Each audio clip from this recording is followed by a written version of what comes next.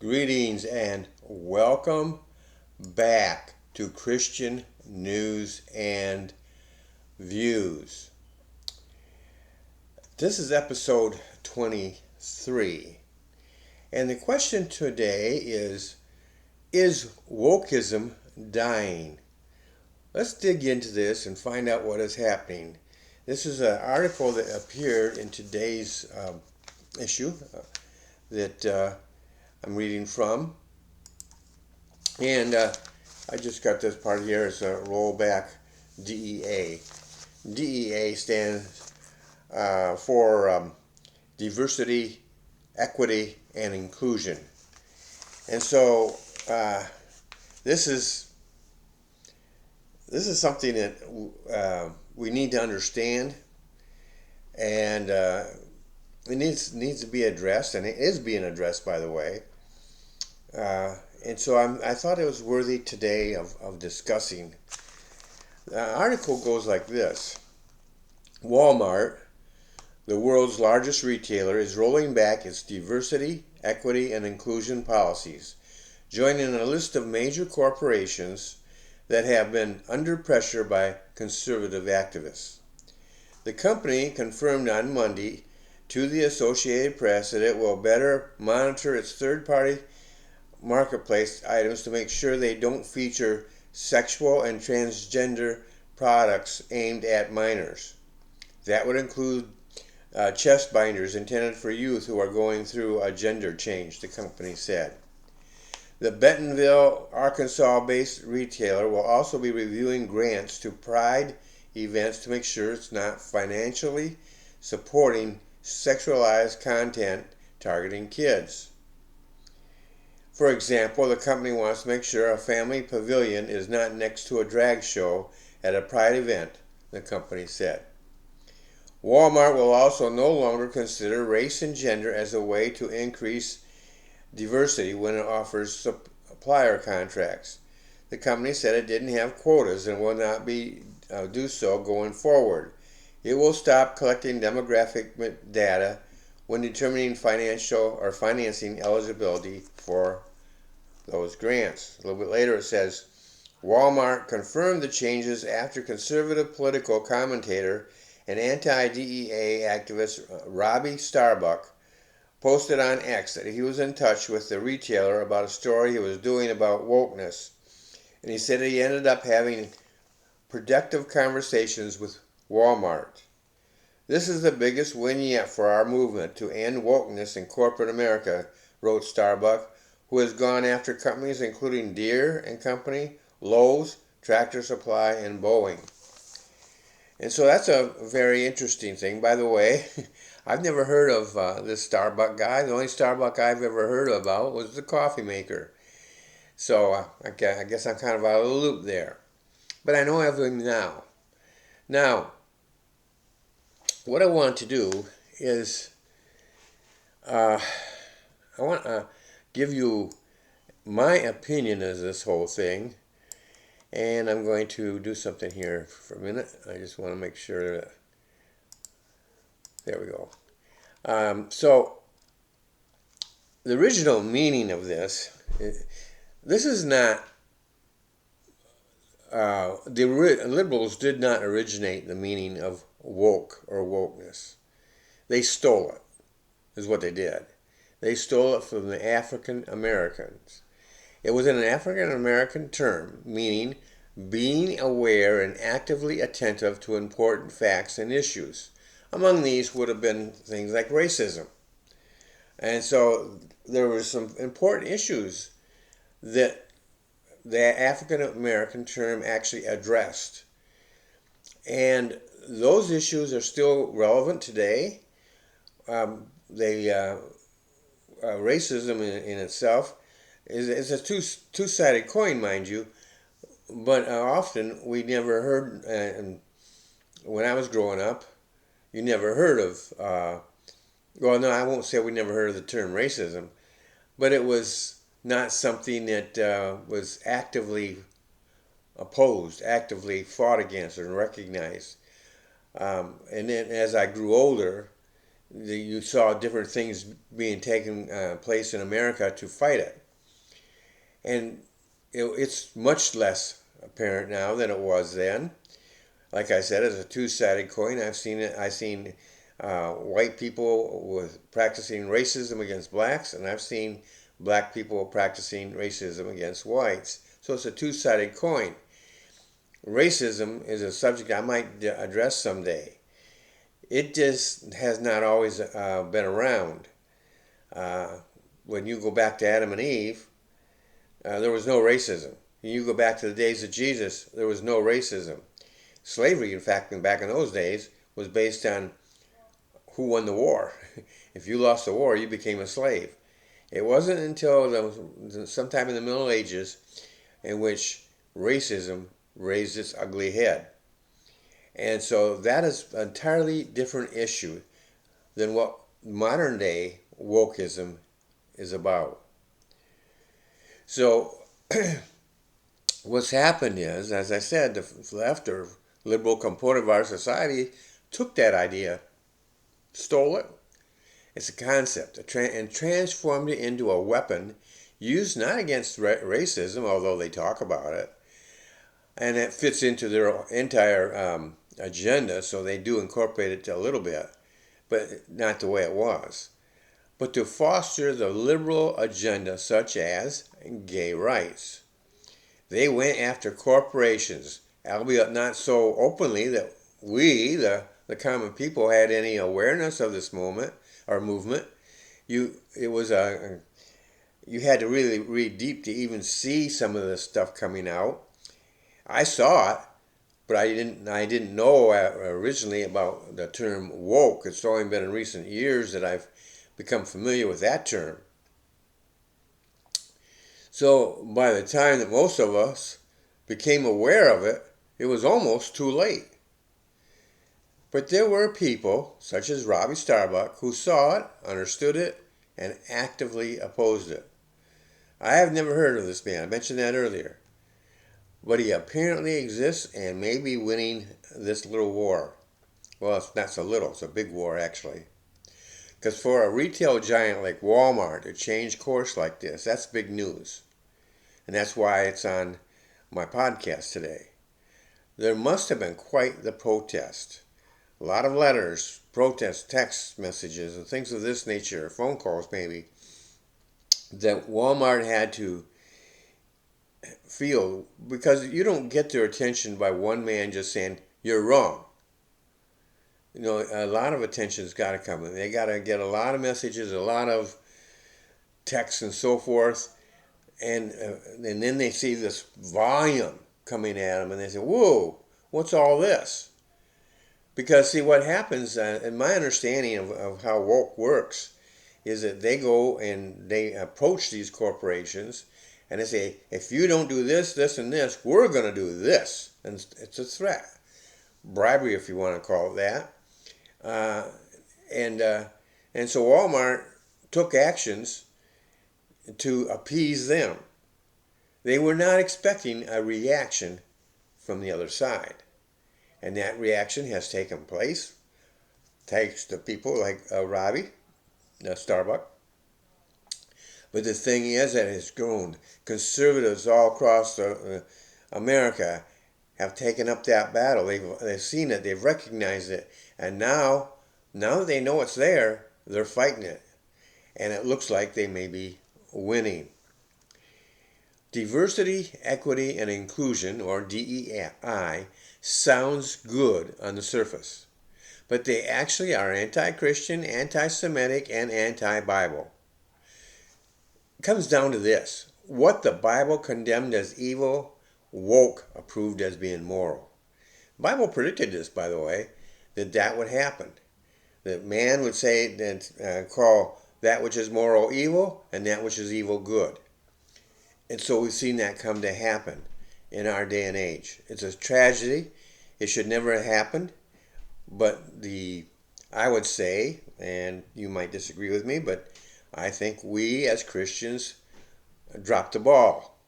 And we let this happen. And now that ball is being picked back up, and we're fighting it. but we almost lost a nation because of that. I think the election of Donald Trump is part of that, of the reaction to wokeism. You've seen, just occurred to me, a woman, uh, was it Women for Education? It took place mostly in the East Coast, I believe, but women got upset. They were seeing their parental rights being taken away by wokeism, by the way. And they were, but wokeism has a lot of different names. I just drop them all under the name liberal. It covers it pretty well for me. And they were seeing their rights being taken away. They were seeing the rights over their children who are going to school, and the children being taught one thing and being told not to listen to their parents. And in fact, in some cases, the parents were losing the right to object, to have any kind of a say on different things. And so that movement is just recent years and really has gained momentum rather quickly and played a role in the election. I'm sure it did. Now, woke people will deny this, but all you have to do is look at what they support. Its original meaning was good, and it attacked racism in all its forms. There's no place for racism. It's not even a. Uh, if you're a Christian and you know the Bible, racism has no place in the Christian life. There are the scientists today who believe, and they have the scientific evidence to support it, that Adam and Eve had all the DNA in them for all the different uh, skin tones that there are. And there's when you look at Ham, I believe it was Ham, he got that name because black, not because of him sinning, which he did do. He did have a pretty bad sin, but that's not why he was black. He was born black. It was his color, and he was not considered different other than that. He was Noah's son, and he participated in all the family affairs as far as the Bible tells us. So there's no reason to suspect that any kind of racism ever existed back in those. Even in Jesus' day, in the Apostles' day, slavery had nothing to do with the skin color. It had everything to do with people who they fought in wars. And so if there was a war fought and your nation fought, the soldiers became slaves, the citizenry became slaves. Slavery was basically the consequence of losing a war. But that's not true anymore, because sometime around the Middle Ages, I'm thinking it was around 1400, 1600, somewhere in there, but I'm not going to lay that out there as a firm thing. It's just that when they started capturing blacks in Africa and bringing them to America, England, and so on and forth, I believe that's when right around that time is when racism began. Woke actually describes an immoral lifestyle, demanding equality. They like to put themselves next to a black person because black people have been persecuted for their skin color.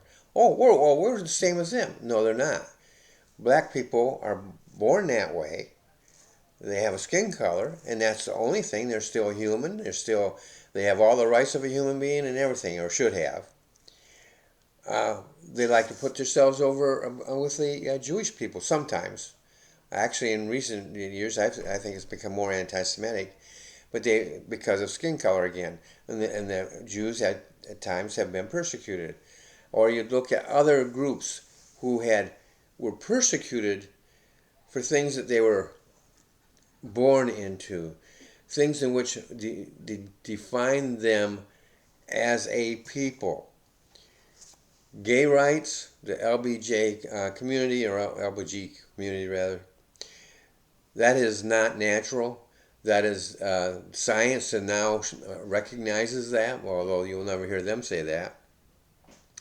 But the gay rights movement, as it is a lifestyle of immorality, roundly condemned in both the Old and New Testament. If you really want to get the what I think is a classic example of it, you go to Romans chapter 1, the last part of chapter 1, and it really nails it. And a few other things too. Well, it's nailing that, it nails a few other things too. But that's the thing.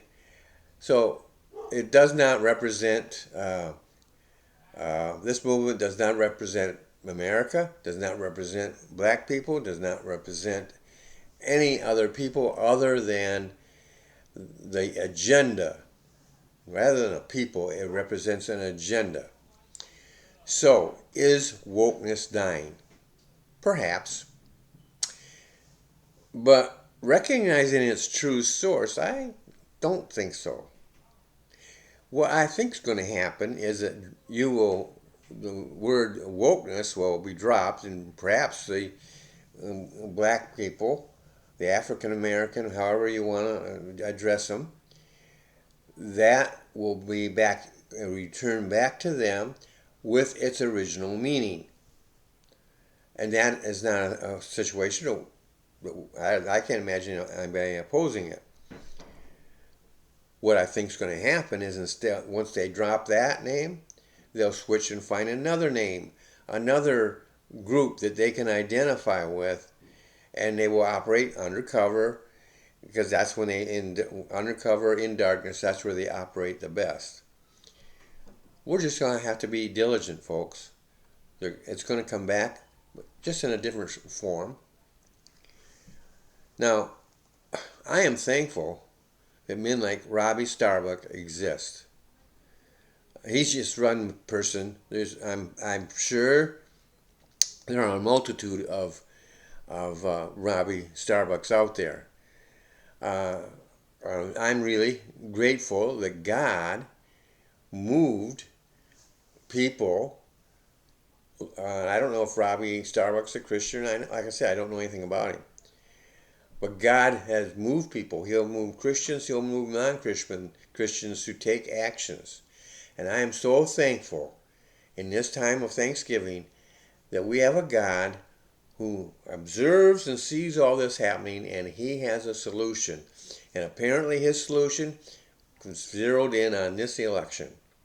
Because I believe that the election of Donald Trump is in part due to God's moving to bring a halt to wokeism and bring America back to what God wants us to do.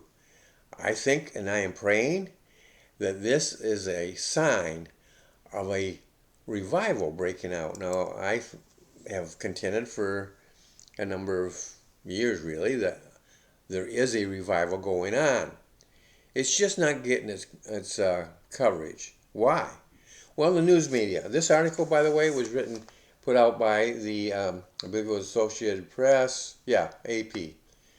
There was a time when AP would have covered something like a revival. They might cover a revival meeting, but you have to really read close when you're reading anything put out by the AP, or for that matter, any newspaper, or your news media on radio and TV. You have to look between the lines, because the liberals, for the most part, have taken them over. Now, there are conservative papers, conservative radio, conservative TV, but they're in the minority. The interesting thing, they're in the minority as far as numbers of stations or numbers of newspapers or whatever.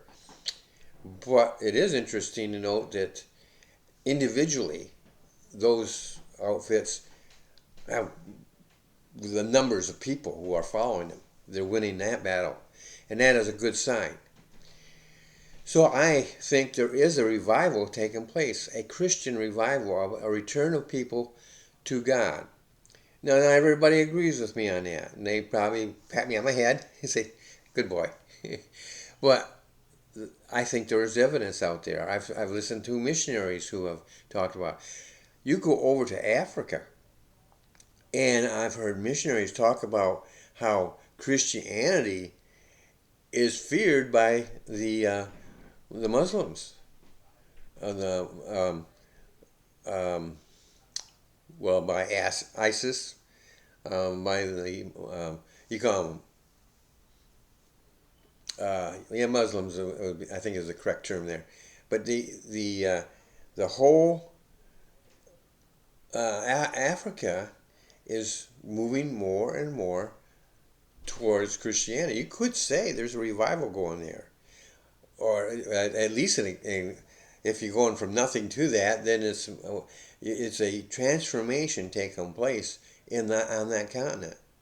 Like to see that take place in Europe, where Christianity once was strong.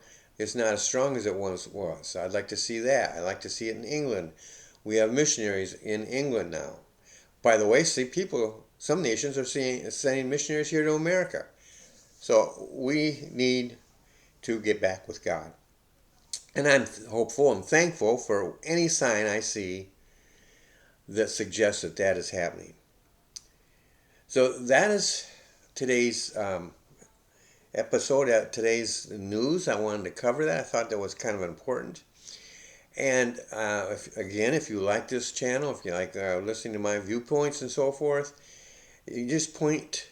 I'm doing the pointing actually. Down below here, there is an opportunity for you to subscribe to my channel. I have two podcasts on this channel. One is this one that you're watching right now, Christian News and Views. The other one is Becoming a Published Author is Fun, which it is. And that's where I teach and do a little bit of coaching to people for free. It doesn't cost you anything, ain't just like this. It doesn't cost you a cent to watch. And you can pick up tips if you're interested in being a writer. Or if you want to learn, now there you will actually learn about my business. I have a course called Basic Authors Training, which transforms people into published authors. I have another one called Ministry Publishing, which again transforms people who know how to write. They don't need a course, but they know how to write, or believe they do. And I will still do some editing and formatting and stuff like that. But I don't have to teach you how to write. And so that is also out there. It's called Ministry Publishing. That means simply if you are involved in Christian ministry, paid, unpaid, a janitor, preacher, whatever it happens to be, then I'm looking for you as a customer, as a client, if you will. I also have a bookstore where you can go and get books. I mentioned those things on that particular podcast more than this one. But the thing is, if you subscribe, you get to learn more about me. You get to access to all of my different podcasts. And you'll learn things about different things that are going on, especially in the other podcasts. So I just invite you to do that. In the meantime, we have Thanksgiving coming up. I do have a Thanksgiving message coming out tomorrow. I hope you watch it. And in the meantime, I hope and pray that you have a great Thanksgiving. Don't forget, keep God at the center of it. He's given you the right, the privilege to live in a Christian nation. It may not be as Christian as it once was. It may have drifted a lot further than you're comfortable with from away from the Bible, but you still have a country that is far more Christian than just about any other country I can think of out there. They're all just drifting away. And we have a lot to be thankful for. We're still benefiting from what our founders laid out, and we've now taken our country back a little bit.